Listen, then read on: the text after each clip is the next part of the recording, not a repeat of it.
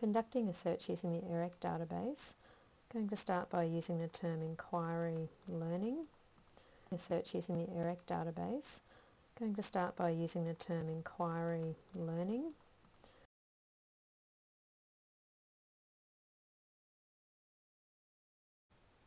Conducting a search using the ERIC database.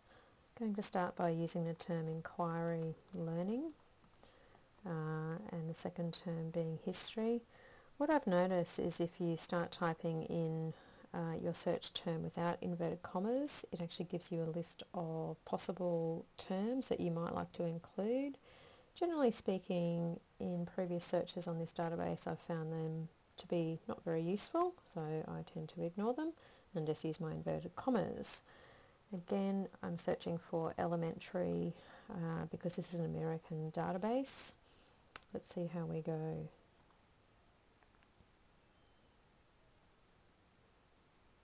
So 15 results to start with, quite a manageable list, but let's see if they're actually relevant. Okay, that article number 3 looks interesting. Creating inquiry problems in elementary social studies classroom looks good. So does the next one, making connections in elementary and middle school social studies. So straight away we've got some interesting sources.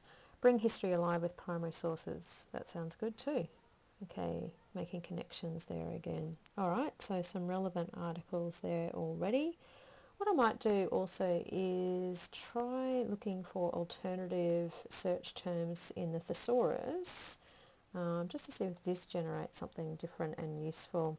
So typing in inquiry, I'm hoping that it might give me something else to use in my search field. Active learning is an option there, it's suggesting to me.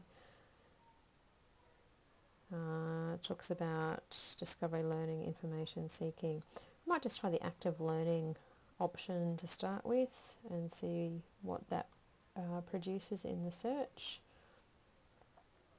So instead of inquiry learning, I'm going to go to active learning. I'll leave history there and elementary.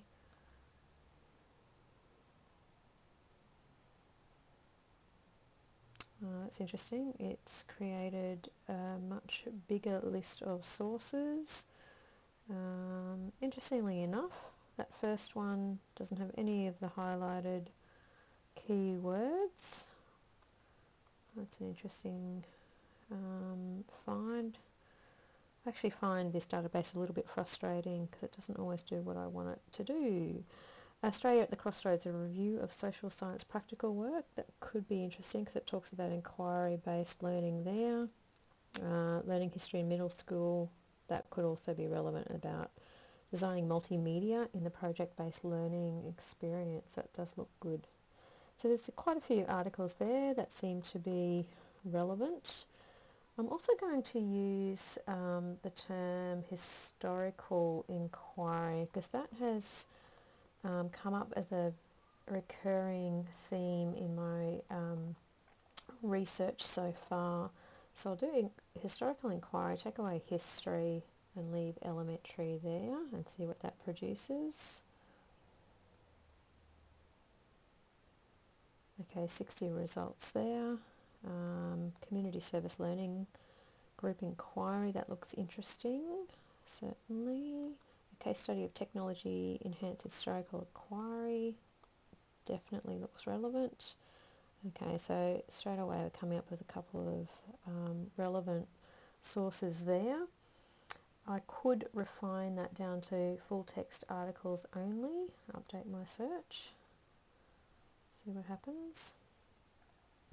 Okay, that just brings it back to 27 results there, which is a much more manageable task. As a final element of my searching, I want to search for any sources that refer to the use of primary sources in the history classroom, as this is a common pedagogical practice for historical inquiry, where students examine and evaluate primary sources. Okay, so 14 results there. First one looks great. Enabling students to read historical images, the value of the 3-level guide for historical inquiry. Certainly a worthwhile through the democratic lens, historical inquiry in the classroom. Fantastic. So not such a bad result from EBSCO tonight. But as I said, sometimes I do find it a little bit frustrating as it identifies resources that aren't at all relevant.